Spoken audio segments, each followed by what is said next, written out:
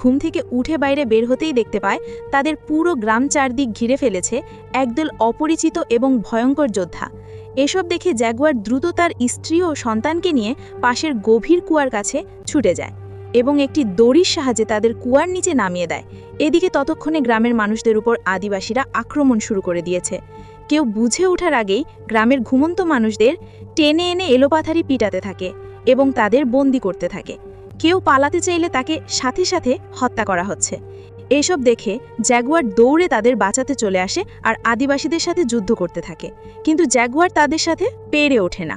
শত্রুরা তাকে ঘিরে ফেলে এবং পিছন থেকে ধারালো অস্ত্র তার গলায় চেপে ধরে।